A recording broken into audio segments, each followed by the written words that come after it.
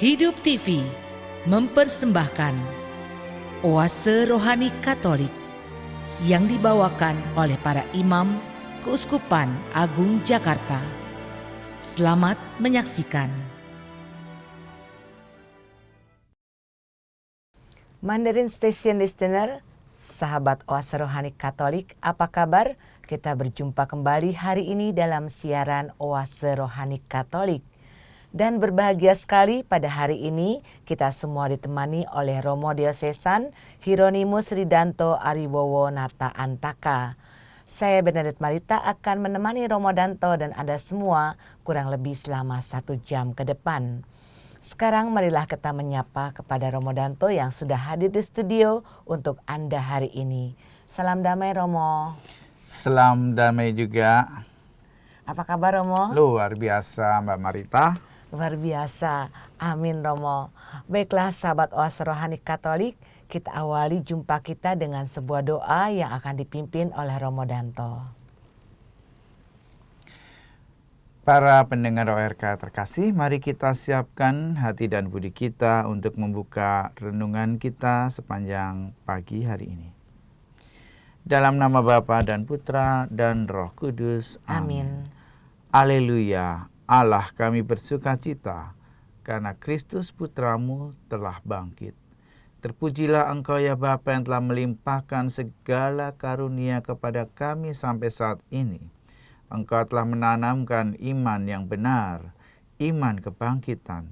Buatlah kami senantiasa berkata, bertindak sesuai dengan kehendak-Mu. Bangkitkanlah semangat dalam diri kami, agar hidup kami semata-mata hanya untuk memuji dan memuliakan nama-Mu dalam pribadi Kristus yang bangkit untuk kami. Demi Kristus Tuhan dan pengantara kami. Amin. Dalam nama Bapa dan Putra dan Roh Kudus. Amin. Sahabat Oase Rohani Katolik yang terkasih, antifon pembuka untuk hari ini adalah Tuhan mengantar umat-Nya dalam kegembiraan dan para pilihannya dengan sukacita. Bacaan hari ini diambil dari Kisah Para Rasul bab 4 ayat 13 sampai 21. Pada waktu itu, Rasul Petrus dan Yohanes dihadapkan ke mahkamah agama Yahudi. Ketika para pemimpin Yahudi dan tua-tua umat serta ahli-ahli Taurat melihat keberanian mereka, padahal keduanya adalah orang biasa yang tidak terpelajar. Heranlah mereka, dan mereka mengenal keduanya sebagai pengikut Yesus. Tetapi karena mereka melihat orang yang disembuhkan para rasul itu berdiri di samping kedua rasul itu, mereka tidak dapat mengatakan apa-apa untuk membantahnya. Maka mereka menyuruh rasul-rasul itu meninggalkan ruang sidang. Lalu berundinglah mereka dan berkata, "Tindakan apakah yang harus kita ambil terhadap orang-orang ini?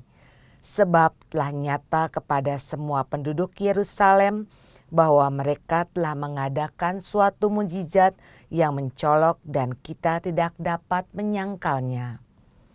Tetapi supaya hal itu jangan makin luas tersiar di antara orang banyak, baiklah kita mengancam dan melarang mereka, supaya mereka jangan berbicara lagi dengan siapapun dalam nama itu." Setelah kedua rasul itu disuruh masuk lagi, mereka diperintahkan supaya sama sekali jangan berbicara atau mengajar lagi dalam nama Yesus. Tetapi Petrus dan Yohanes menjawab mereka, "Silahkan kamu putuskan sendiri manakah yang benar di hadapan Allah, taat kepada kamu atau taat kepada Allah.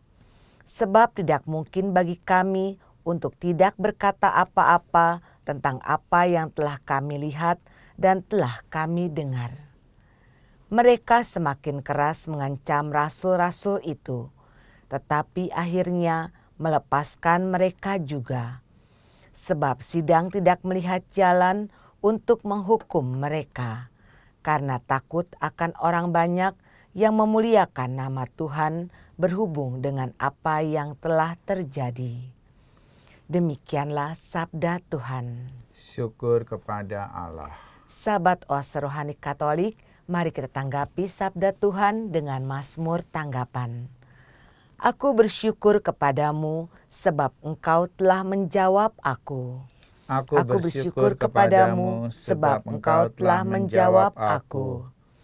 Bersyukurlah kepada Tuhan, sebab Ia baik, kekal abadi kasih setianya. Tuhan itu kekuatanku dan mazmurku. Ia telah menjadi keselamatanku. Suara sorak-sorai dan kemenangan terdengar di kemah-kemah orang-orang benar. Aku bersyukur kepadamu sebab Engkau telah menjawab aku. Tangan kanan Tuhan melakukan keperkasaan. Tangan kanan Tuhan berkuasa meninggikan. Tuhan telah menghajar aku dengan keras, tetapi Ia tidak menyerahkan daku kepada maut. Aku bersyukur kepadamu sebab Engkau telah menjawab aku. Bukakan aku pintu gerbang kebenaran. Aku hendak masuk ke dalamnya, hendak mengucap syukur kepada Tuhan. Inilah pintu gerbang Tuhan, orang-orang benar akan masuk ke dalamnya. Aku bersyukur kepadamu sebab Engkau telah menjawab aku dan telah menjadi keselamatanku. Aku bersyukur kepadamu sebab Engkau telah menjawab aku. Sahabat Oase Rohani Katolik yang terkasih, sekarang marilah kita simak bacaan Injil yang diambil dari Injil Kristus menurut Markus bab 16 ayat 9 sampai 15 yang akan disampaikan oleh Romo Danto untuk kita semua. Haleluya, haleluya, haleluya. Haleluya, haleluya, haleluya. Inilah hari yang dijadikan Tuhan. Marilah kita bersorak-sorai dan bersukacita karenanya. Haleluya, haleluya,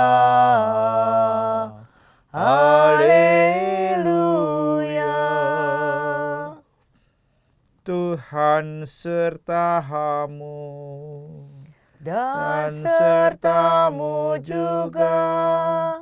Inilah Injil Yesus Kristus menurut Santo Markus. Dimuliakanlah Tuhan.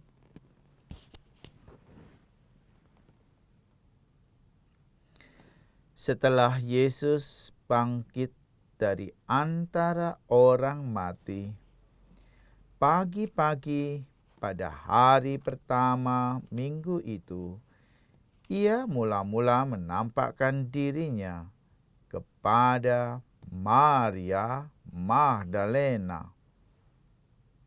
Daripadanya, Yesus pernah mengusir 7 setan.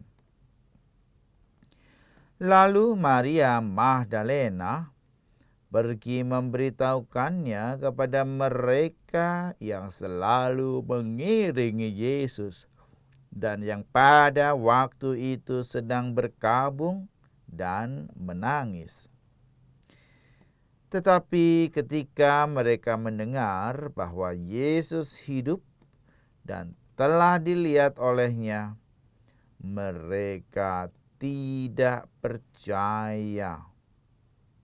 Sesudah itu, Yesus menampakkan diri dalam rupa yang lain kepada 2 orang dari para murid ketika keduanya dalam perjalanan keluar kota. Ketika mereka kembali dan memberitahukannya kepada teman-teman yang lain, kepada mereka pun teman-teman itu tidak percaya. Akhirnya, Yesus menampakkan diri kepada ke-11 orang itu ketika mereka sedang makan. Yesus mencela ketidakpercayaan dan kedegilan hati mereka. Oleh karena mereka tidak percaya kepada orang-orang yang telah melihat Dia sesudah kebangkitannya. Lalu Yesus berkata kepada mereka, "Pergilah ke seluruh dunia, beritakanlah Injil kepada segala makhluk. Demikianlah Injil Tuhan. Terpujilah Kristus."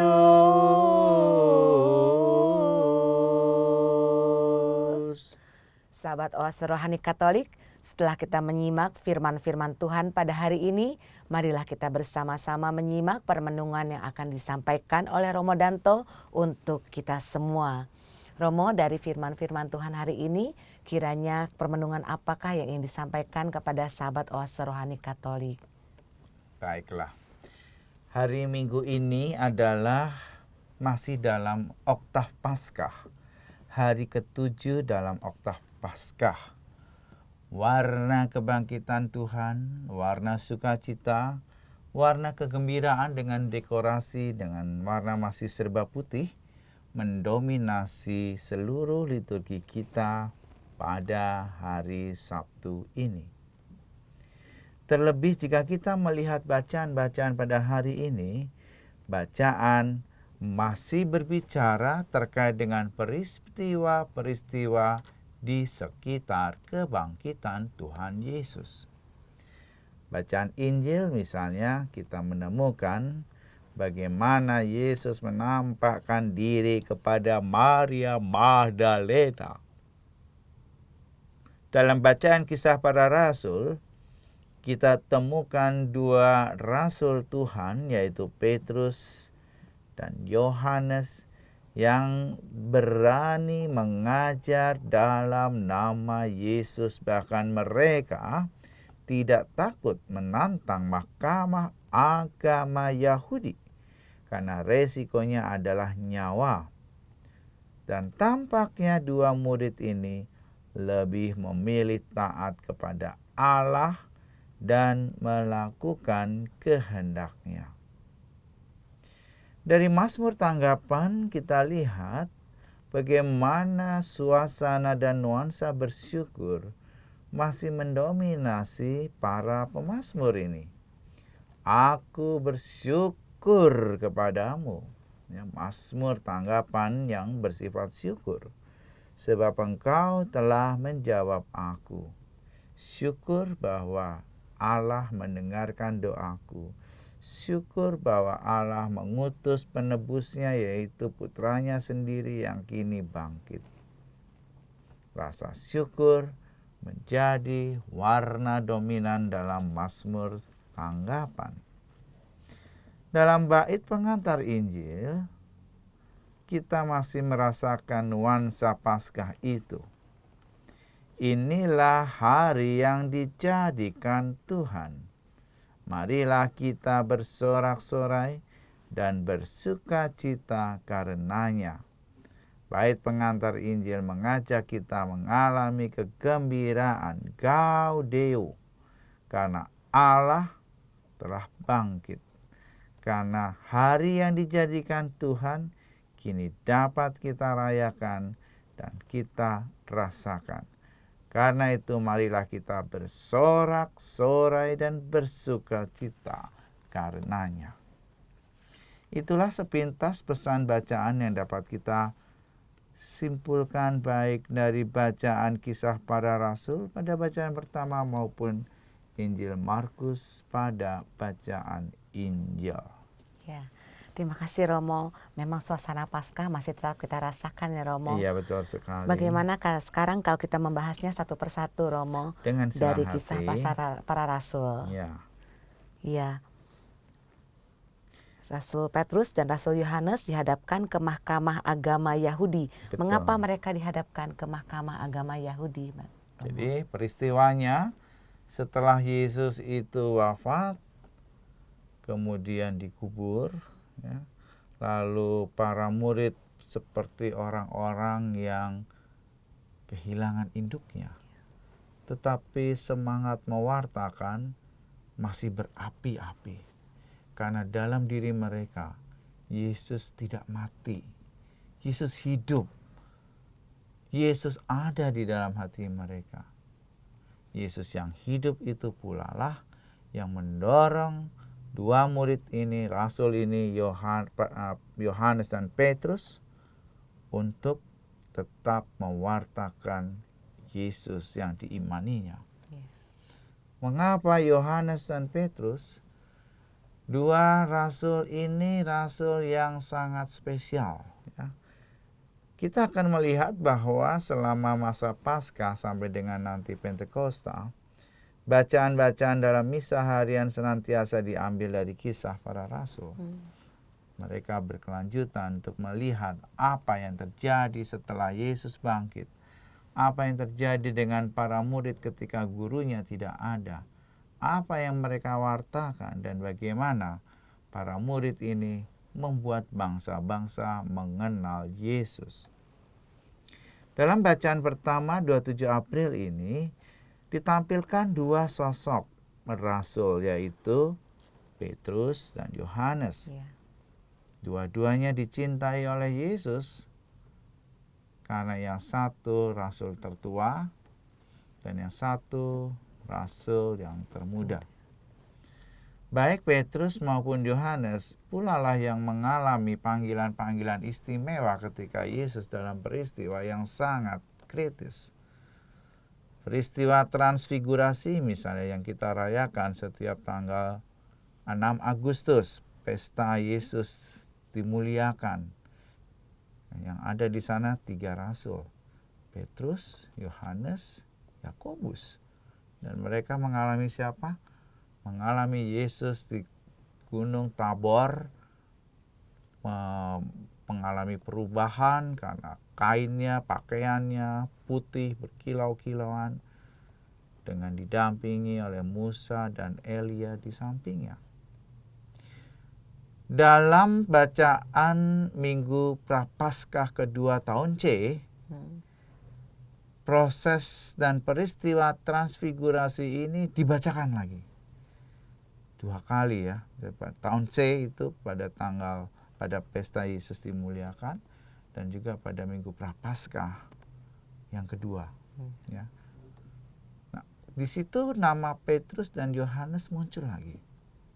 Meskipun kita tahu bahwa di saat-saat akhir hidup Yesus, keduanya mengalami pilihan-pilihan hidup yang sulit. Petrus memilih menyangkal Yesus setelah ayam berkokok 3 kali. Dan kita tahu dia bertobat. Dia kembali kepada Yesus. Yohanes itu murid yang paling muda dan tampaknya sangat dikasihi oleh Yesus. Yohanes inilah yang bersama ibunya Yesus mengikuti jalan salib hingga wafat Yesus sampai tuntas. Dua murid ini adalah model orang beriman. Yang satu model orang beriman yang bertobat seperti Petrus, dan yang satu model seorang beriman yang setia pada Yesus sampai wafatnya. Kali ini setelah Yesus wafat, dimakamkan, dan bangkit, Yesus yang hidup masih ada di hati dua rasul ini. Mereka berkobar-kobar untuk mewartakan siapa itu Yesus. Maka ketika mengalami kesulitan itu tidak mengalahkan semangatnya yang berkobar untuk mewartakan Yesus. Bahkan ketika Mahkamah Agama Yahudi melarang Petrus dan Yohanes untuk mengajar dalam nama Yesus, apa yang dilakukan dua rasul ini? Mereka tetap mengajar. Mereka tetap memilih taat kepada Allah. Mereka tetap mewartakan, mengajar Yesus yang hidup. Perjalanan ini tentu saja tidak mudah. Halangan seringkali mengancam. Bahkan pada ayat 17 dikatakan, mereka diancam supaya jangan mewartakan di antara orang banyak. Bahkan nyawanya pun, ya, supaya hal itu jangan makin luas tersiar di antara orang banyak, baiklah kita mengancam dan melarang mereka supaya jangan bicara lagi dengan siapapun dalam nama itu. Taruhannya nyawa. Karena tampaknya kedua rasul ini dibawa kepada mahkamah agama Yahudi dan dipersalahkan. Ancaman ini diabaikan oleh dua rasul. Mereka tetap mengajar, dan mengajar. Maka pesan bacaan di sini menjadi jelas.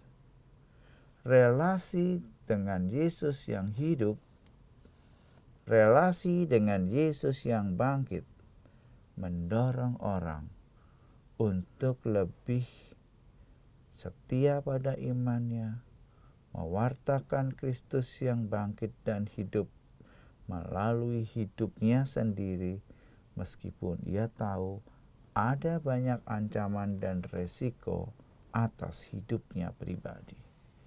Dan itu dialami baik oleh Petrus maupun oleh Yesus. Dan bahkan orang-orang Yahudi ini semakin keras mengancam rasul-rasul ini. Ayat 21. Tetapi akhirnya mereka melepaskan juga sebab sidang tidak melihat jalan untuk menghukum mereka. Karena takut akan orang banyak yang memuliakan nama Allah berhubung dengan apa yang telah terjadi. Tuhan berpihak kepada Petrus dan Yohanes karena akhirnya mereka melepaskan rasul ini karena tidak ada alasan kuat untuk menghukumnya. Luar biasa, Tuhan tetap bicara. Yesus yang hidup sungguh semakin terbukti dalam hidup mereka ketika mewartakan siapa itu Yesus. Dalam hidup kita pun, jika kita melekat kuat pada Yesus dan Yesus menjadi bagian dari hidup kita, maka yang namanya resiko, yang namanya ancaman, tidak pernah mempengaruhi cara kita mewartakan Kristus yang hidup. Jelas di sini poinnya adalah bagaimana aku bisa mendapat kekuatan menghidupi Yesus yang bangkit itu seperti Petrus dan Yohanes. PR kita semua tentu saja ya. Iya. Kemudian apa hubungannya antara Mazmur tanggapan dengan bacaan pertama hari ini, Romo? Baik. Mazmur tanggapan adalah mazmur kegembiraan. Disebut kegembiraan karena sifatnya bersyukur. Diawali dengan kata-kata, aku bersyukur kepadamu. Mazmur 118. Sebab engkau menjawab aku. Kenapa si pemazmur ini bersyukur? Iya. Pemazmur ini bersyukur, kita lihat di dalam ayat-ayatnya. Karena ia baik, Allah itu baik. Allah itu kekal abadi kasih setianya. Allah menjadi kekuatan. Allah menjadi keselamatanku. Inilah alasan aku bersyukur. Kira-kira begitu kata pemazmur. Yang ayat kedua, kenapa aku bersyukur? Karena pemazmur merasakan keperkasaan tangan Tuhan yang meninggikan, keperkasaan tangan Tuhan yang menghajar musuh-musuh dan maut yang mengancam pemazmur. Tuhan berpihak pada pemazmur seperti Tuhan berpihak pada Petrus dan Yohanes ketika mereka juga mengalami ancaman dari Mahkamah Agama Yahudi. Dan yang ketiga, aku bersyukur kepadamu Tuhan. Mengapa? Karena Allah membuka gerbang kebenaran dan memasukkan kita ke dalamnya. Pintu gerbang Tuhan adalah pintu keselamatan. Siapa yang bisa masuk ke sana adalah orang-orang benar.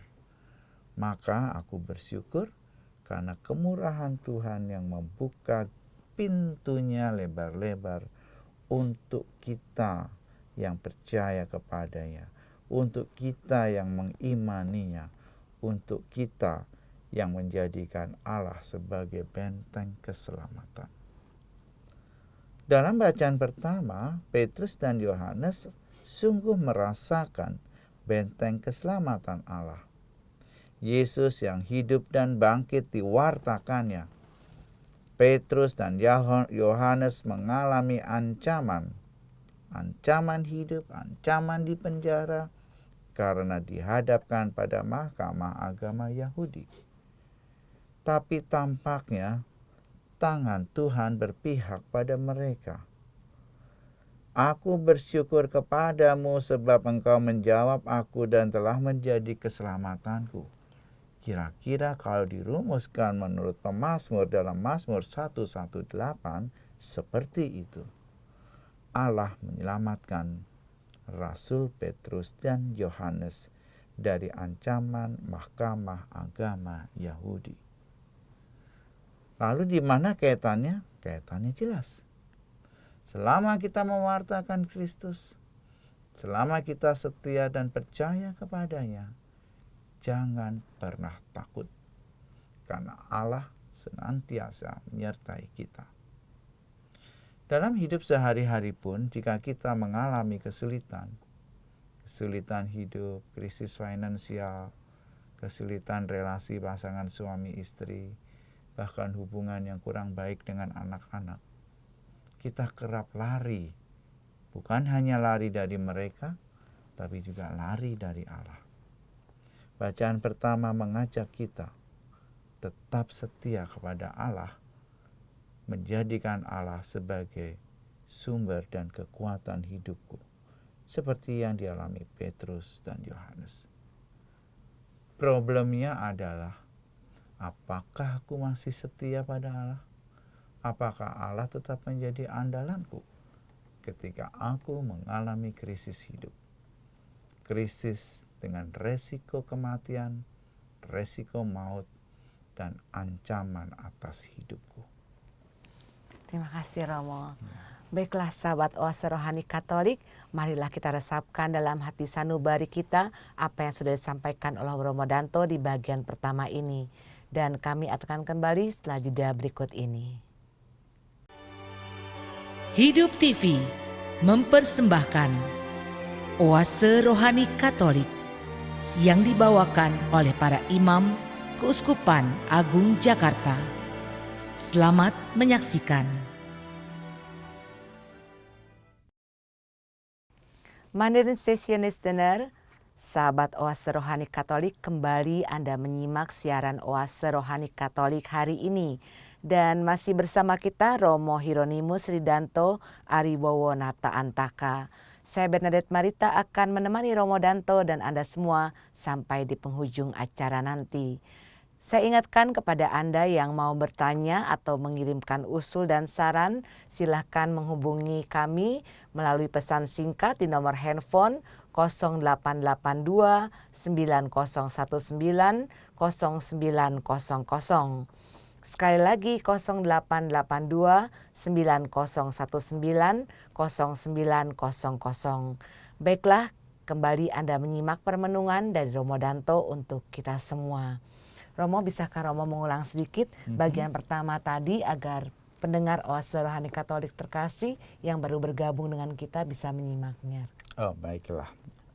Dalam bacaan pertama yang diambil dari Kisah Para Rasul 4:13-21, disediakan kepada kita sebuah narasi atas dua rasul Tuhan, Petrus dan Yohanes, yang pasca kebangkitan Tuhan tetap mewartakan Yesus yang hidup. Yesus yang dialami dalam hidupnya itu tidak mati, tapi bangkit dan kehidupannya masih dirasakan. Semangatnya yang berkobar-kobar mewartakan Kristus yang bangkit, bahkan mampu mengalahkan ancaman. Salah satu ancaman dan tantangannya adalah ia dihadapkan pada mahkamah agama Yahudi, meskipun sudah dilarang untuk mewartakan Kristus. Tetapi apa yang terjadi? Tuhan berpihak pada mereka. Tidak ada ancaman yang kuat bagi orang-orang Yahudi untuk memberikan hukuman kepada Petrus dan Yohanes. Dan sejak itu, pewartaan tentang Kristus yang hidup, Kristus yang bangkit, tetap diteruskan. Itulah inti dari bacaan dari para Rasul 4, 13-21. Ya, terima kasih Romo. Kembali. Romo, bagian kedua ini kita akan membahas bacaan Injil Romo. Bacaan Injil menurut Markus bab 16 ayat 9 sampai dengan 15. Apakah permenungan dari bacaan Injil hari ini Romo? Bacaan Injil hari ini diambil dari Injil Markus. Seperti kita tahu, Markus adalah salah seorang pengarang Injil sinoptik yang gaya bahasanya sangat lugas, ditulis apa adanya, baik dikatakan baik, buruk dikatakan buruk. Tidak pernah ada kata-kata yang bersayap, yang kiasan di dalam tulisan-tulisannya. Termasuk tulisan mengenai kebangkitan Tuhan. Dikatakan di dalam Markus 16, Yesus mula-mula menampakkan diri. Di sini dikatakan menampakkan diri. Artinya Yesus itu bangkit. Menghadirkan wajahnya yang terlihat, tubuhnya yang terlihat. Ia mewartakan bahwa dia itu masih hidup. Ya. Kepada siapa? Nah, ini yang penting. Pertama-tama Yesus menampakkan diri bukan kepada para rasul, bukan kepada orang-orang yang dicintainya, tetapi justru kepada seorang perempuan. Perempuan itu bernama Maria Magdalena. Markus bahkan memberikan catatan. Maria Magdalena ini adalah Maria yang pernah mengalami 7 setan di dalam dirinya. Yesus bertemu dengan Maria Magdalena dalam posisi ketika Maria Magdalena itu mempunyai 7 setan dalam dirinya. Yesus pernah mengusir 7 setan dalam diri Maria Magdalena. Maka sebetulnya pertama, dalam tradisi Yahudi yang sangat patrilineal, yang sangat laki-laki, di mana laki-laki lebih dihargai daripada perempuan, kebangkitan Yesus kepada perempuan ini mau mengatakan keberpihakannya pada mereka yang bukan arus utama pada masa itu. Perempuan kelas 2, gender perempuan tidak dianggap. Patrilineal dan laki-laki, maskulinitas sangat kuat dalam tradisi Yahudi. Kebangkitan Yesus kepada Maria Magdalena menjungkir balikan apa yang disebut dengan budaya patrilineal. Kalau engkau mau menjadi pengikutku, pertama-tama bukan hanya kepada para laki-laki itu kau wartakan, tapi pada semua orang termasuk perempuan yang kerap kurang diperhitungkan dalam masyarakat tradisi Yahudi saat itu. Yang kedua, kebangkitan Yesus kepada Maria Magdalena bukan hanya bersifat gender, tetapi lebih daripada itu. Dia perempuan, betul. Tapi perempuan yang bukan perempuan baik-baik. Dia perempuan yang pernah ketempelan 7 setan. Dalam Injil yang lain, Magdalena juga kerap disebut sebagai perempuan tunasusila, pekerja seks komersial, orang yang berbuat cabul, orang yang pernah dihakimi untuk dilempar batu. Yang disebut dengan cap negatif pada Maria Magdalena itu sangat kuat. Pertanyaannya, kenapa Yesus menampakkan diri kepada perempuan yang macam ini? Perempuan yang dianggap oleh tradisi Yahudi tidak benar, perempuan yang di kalangan para murid-murid Yesus ketempelan 7 setan, perempuan yang tidak ada harganya dalam masyarakat, bahkan cenderung menjadi sampah. Kenapa? Tentu saja Yesus ingin menjungkir balikan bukan hanya tradisi gender, tetapi tradisi penderitaan. Kemuliaan dan kebangkitan Tuhan pertama-tama dimuliakan, ditunjukkan kepada orang-orang yang tersingkir. Mengapa?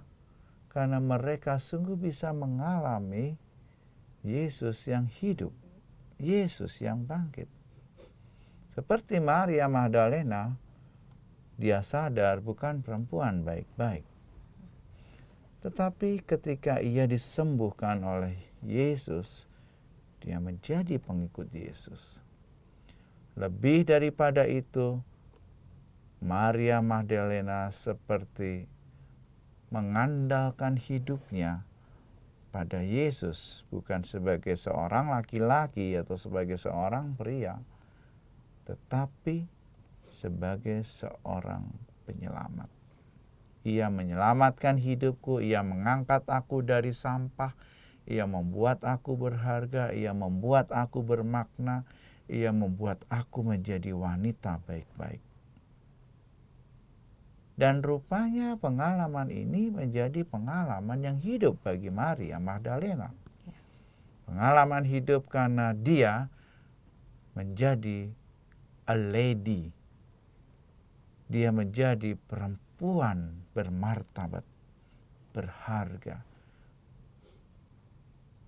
Dan oleh Maria Magdalena, hidup Yesus yang sesungguhnya ditunjukkan ketika dalam penderitaan Maria Magdalena mengikuti jalan salib Tuhan hingga tuntas.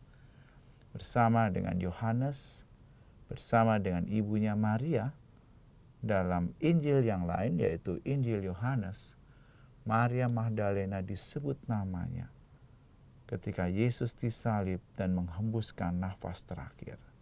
Magdalena mengikuti jalan salib Tuhan sampai tuntas. Kalau Yesus hidup dan menampakkan diri kepada Maria Magdalena, tidak lain, tidak bukan, karena perempuan ini merasakan kehadiran Yesus yang amat sangat. Baginya, Yesus tidak pernah mati. Baginya, Yesus tetap hidup. Baginya, Yesus bukan masa lalu. Baginya, Yesus adalah masa kini. Masa yang akan datang, yang tidak pernah hilang dan selalu ada dalam hati Maria Magdalena. Itu alasan yang kedua. Dan akhirnya alasan yang ketiga, mengapa Yesus juga mewartakan pertama-tama kepada perempuan yang namanya Maria Magdalena? Yesus ingin mengajar para murid. Ini alasan katekese. Para murid setelah mengalami ditinggalkan oleh Yesus, mereka tercerai-berai. Ya. Bahkan ketika Yesus disalib kan ada yang menyangkal, ada yang bunuh diri, ada yang kemana-mana. Dan ketika Yesus menampakkan diri kepada Maria Magdalena, seolah-olah tanda kutip ada pengajaran dari Yesus kepada para murid. Lihat, yang mewartakan dengan penuh semangat dan gembira adalah perempuan yang kerap kali tidak kau anggap. Inilah Maria Magdalena. Karena para murid mendengar bahwa Yesus hidup dan bangkit bukan dari Yesus sendiri, tapi justru dari Maria Magdalena, karena dikatakan di sini dalam ayat 12. Sesudah itu Yesus menampakkan diri kepada dua orang dari para murid ketika keduanya dalam perjalanan keluar kota. Ketika mereka kembali dan memberitakan kepada teman-teman mereka pun, teman-teman itu tidak percaya. Artinya apa? Yesus menampakkan diri akhir. Mereka tetap tidak percaya. Dan akhirnya Yesus ayat 14 menampakkan diri kepada ke-11 orang itu ketika mereka sedang makan. Apa artinya? Para murid belum percaya bahwa Yesus itu hidup. Maria Magdalena percaya bahwa Yesus itu hidup. Dalam Injil Yohanes, bahkan Maria Magdalena ingin memegang Yesus saking hidupnya. Dan Yesus menyebut nama Maria dengan namanya. Maria. Maria menjawab, Rabuni. Lalu Maria ingin mendekat. Ya. Dalam Markus, peristiwa afeksi emosional itu tidak muncul. Hanya dikatakan historis. Karena Markus ini kan kalau nulis ya apa yang dilihat. Apa yang dilihat oleh Markus? Markus melihat Maria Magdalena mewartakan. Murid-murid tidak percaya. Kemudian Yesus menampakkan kepada dua murid. Dua murid itu tidak percaya. Mereka menyusul kepada yang lain. Akhirnya Yesus menampakkan diri kepada ke-11 murid. Mau dikatakan di sini, belajarlah dari perempuan yang kerap kali engkau tidak perhitungkan. Karena bagi Yesus, kebangkitannya justru dirasakan lebih dalam dialami oleh Maria Magdalena daripada oleh murid-muridnya yang sesungguhnya. Perjumpaan dengan murid-muridnya justru lebih intensif daripada dengan Maria Magdalena. Para rasul berjalan, mengajar, hidup sama 3 tahun bersama dengan Yesus, tidak membuat Yesus itu bangkit dalam hidupnya. Maria Magdalena berbeda. Dia berjumpa dengan Yesus dalam suasana yang sangat negatif. Dan dia mengalami Yesus yang bangkit di dalam dirinya. Ini dua hal yang berkontradiksi. Ya, satu tidak intensif tapi mengalami Yesus yang bangkit. Yang ini hidupnya intensif, ya, 12 murid Tuhan itu, tetapi tidak mengalami Yesus yang bangkit. Mereka baru mengalami setelah Yesus menampakkan diri. Nanti kita akan lihat juga di dalam Injil yang lain, beberapa murid bahkan dengan jelas-jelas nggak percaya. Saya tidak akan percaya kepadamu sebelum menunjukkan jariku kepada di lubang bekas tanganmu. Itu benar-benar udah menampakkan diri aja masih nggak percaya gitu loh. Tapi Maria Magdalena tidak. Karena itu jawaban yang tepat untuk alasan ketiga mengapa Yesus menampakkan diri kepada Maria Magdalena. Ada sisi katekese, pengajaran. Lihat, perempuan yang tidak diperhitungkan merasakan kebangkitanku. Engkau yang hidup intensif dengan aku, ternyata masih meragukan aku. Ya, jadi kadang-kadang kalau dalam hidup kita kan kita juga suka begitu ya.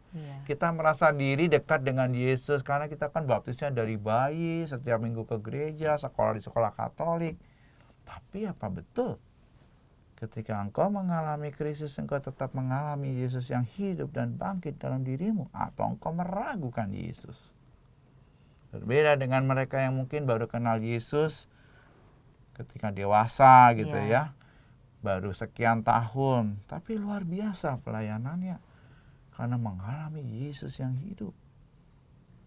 peristiwa Injil ini mau mengatakan sesuatu yang luar biasa kepada kita tentang arti kebangkitan dan Yesus yang hidup. Ya, terima kasih Romo. Maria Magdalena begitu bahagia sekali, begitu dia agungnya Romo ya, padahal dia itu hanya seorang perempuan dan juga malah kan punya latar belakang yang kurang baik.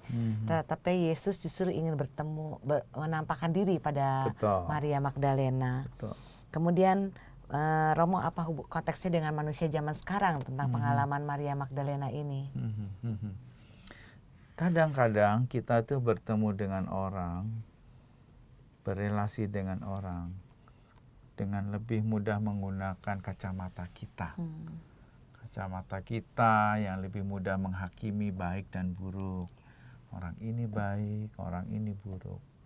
Dengan ukuran-ukuran kita. Orang ini baik karena dia memberi uang kepada saya. Orang ini buruk karena pernah marah-marah sama saya. Tapi kadang-kala Yesus hadir kadang tidak dengan cara yang seperti itu. Yesus hadir kepada Maria Magdalena dengan cara ketika Maria Magdalena mengalami pengalaman yang sangat pahit. Pengalaman yang sangat buruk. Kita pun dalam keadaan yang sulit tetap bisa merasakan kehadiran Tuhan dalam saat yang paling sulit. Kadang Allah yang bangkit, Yesus yang hidup tidak dialami di dalam hidup kita yang mulus-mulus saja. Seperti para rasul yang mulus bertemu Yesus setiap saat, ketemu, bicara, berdiskusi, berdoa bersama Yesus, menemani Yesus di saat sulitnya. Mereka tidak mengalami Yesus yang hidup. Maria Magdalena jarang bertemu, sekali ketemu disembuhkan. Tapi buat dia, Yesus itu hidup.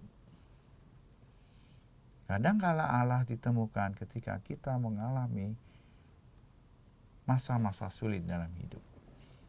Penderitaan, sakit, ditinggalkan orang yang dicintai adalah saat-saat yang kerap kali Allah bisa hadir, Allah dapat kita rasakan kehadirannya, dan Allah hidup dalam diri kita. Yang kedua, hal apa yang bisa kita tarik di sini juga? Yesus mengajak kita untuk rendah hati. Kenapa? Karena kehadiran Yesus kadang-kadang unexpectable, tidak bisa diprediksi. Yesus itu kan pasti hanya senang dengan orang yang bersih-bersih, yang kaya, yang pintar-pintar, yang hebat-hebat, seperti para murid itu loh. Dia tak maulah datang pada kita yang lemot, yang bodoh, yang susah mikir. Tapi kadang-kala kebalikannya. Yesus kerap hadir dan menampakkan dirinya, menampakkan kebangkitannya, hidupnya kepada orang-orang yang kadang-kadang di luar perhitungan dan dugaan kita. Mungkin dulu pernah mendengar kasus pembunuhan berdarah dingin seorang bernama Kusni Kasdut mungkin ya. Itu tahun 70-an, 80-an sangat dikenal karena dia seorang Katolik, depannya bernama Ignatius. Dan ketika dia mau meninggal, dia minta didatangkan seorang imam untuk memberikan sakramen tobat, sakramen komuni suci, dan sakramen perminyakan suci. Dan yang luar biasa, pembunuh berdarah dingin bernama Ignatius Kusni Kasdut ini tidak mengalami ketakutan ketika berhadapan dengan eksekusi, karena dia merasakan Kristus yang hidup di dalam dirinya, yang membuat dia mengalami kekuatan, yang membuat dia merasa dosanya diampuni, dan yang membuat dia saat itu menjadi pribadi yang sangat berbahagia dan menyambut eksekusi tanpa ketakutan. Luar biasa. Baginya Yesus hadir, Yesus hidup pada orang yang dianggap sampah bagi masyarakat. Ya, dia pembunuh dan mutilasi berapa orang kan Iya. saat itu. Tetapi pengalaman imannya luar biasa. Nah, pertanyaan yang mungkin bisa kita refleksikan, sejauh mana sebagai orang Katolik kita juga mengalami Yesus yang hidup, Allah yang bangkit. Bukan hanya saat kita mengalami kesuksesan, kegembiraan, kebahagiaan, tapi juga pada saat terpuruk dalam hidup. Allah tetap hidup, Yesus tetap bangkit, mereka tetap mengasihi aku. Karena ada kecenderungan manusia akan menjauhi diri dari Allah dalam saat-saat seperti itu. Bagaimana kita bisa merasakan kehadiran Yesus di dalam diri kita, Romo? Bagaimana kita bisa merasakan kehadiran Yesus dalam diri kita? Dalam kisah-kisah yang jelas dalam bacaan Injil ini, tidak ada jaminan bahwa murid-murid juga mengalami Yesus yang hidup. Tetapi yang ada adalah perjumpaan Yesus dengan Maria Magdalena. Yesus hidup buat dia. Maka Yesus dialami dalam kualitas relasi yang intensional. Peristiwanya mungkin tidak berhari-hari, berbulan-bulan, bertahun-tahun. Peristiwanya mungkin hanya 3 jam. Tapi intensitas dan kualitasnya begitu mendalam. Seseorang yang merasa berdosa, tidak berharga, dan diangkat oleh Yesus menjadi bermartabat dan bermakna, dikembalikan kemanusiaannya, ada kualitas intensional, relasinya begitu dalam. Itu dialami oleh Maria. Ya. Seorang yang dianggap tidak berharga dan menjadi sampah dalam masyarakat, tiba-tiba dianggap menjadi berharga dan meaningful dalam Yesus ketika mengalami penderitaan.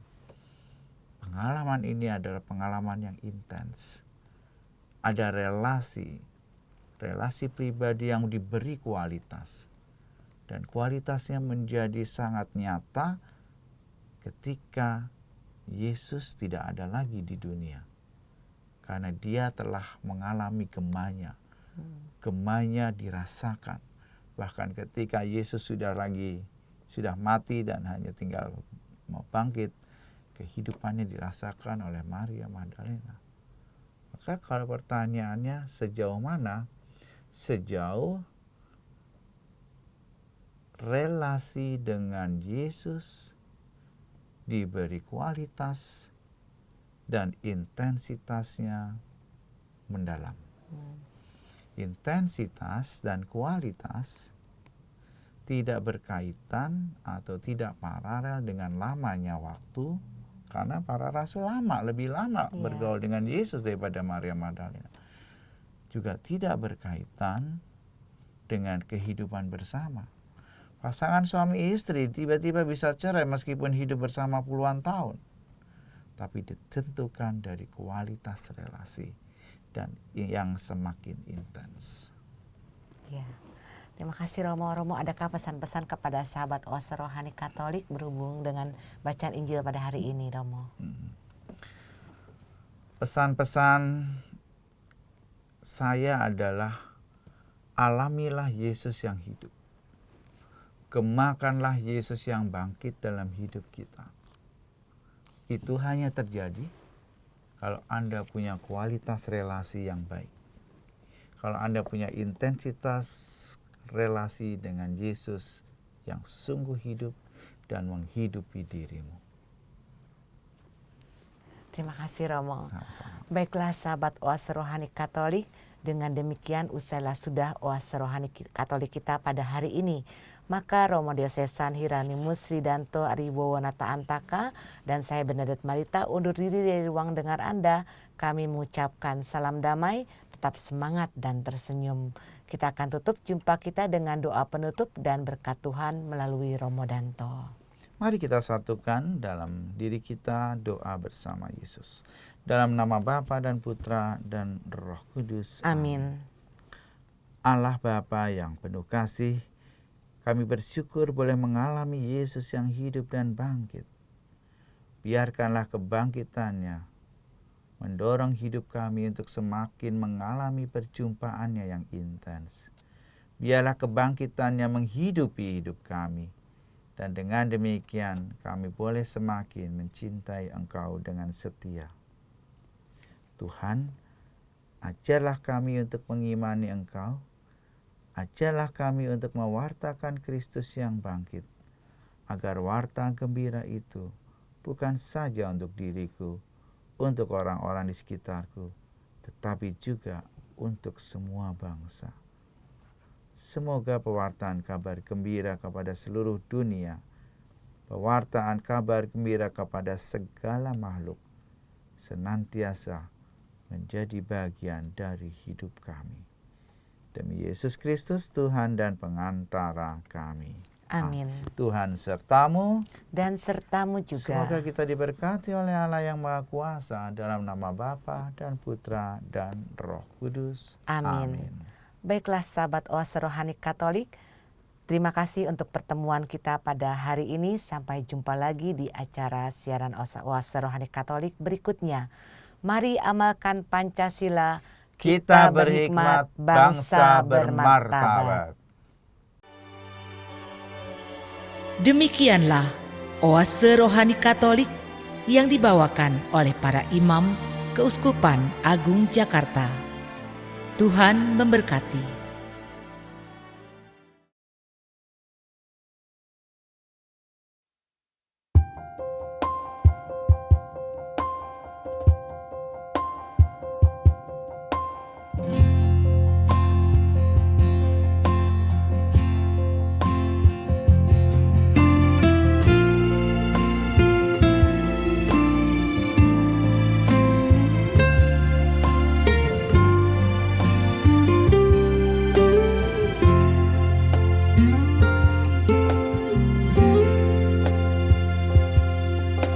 Saat aku rindukan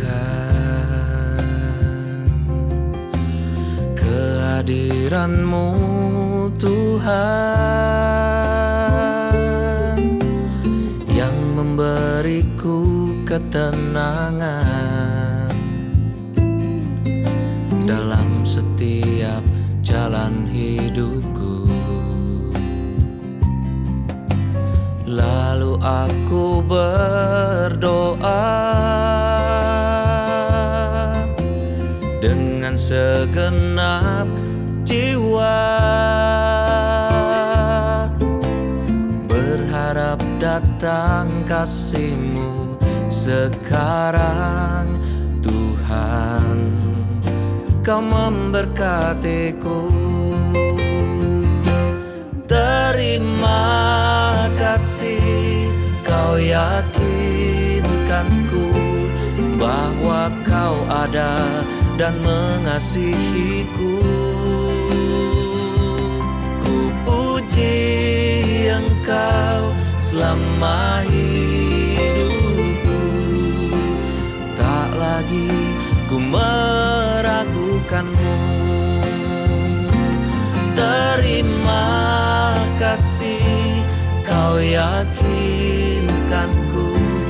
bahwa Kau ada dan mengasihiku. Ku puji Engkau selama hidupku, tak lagi ku meragukan-Mu.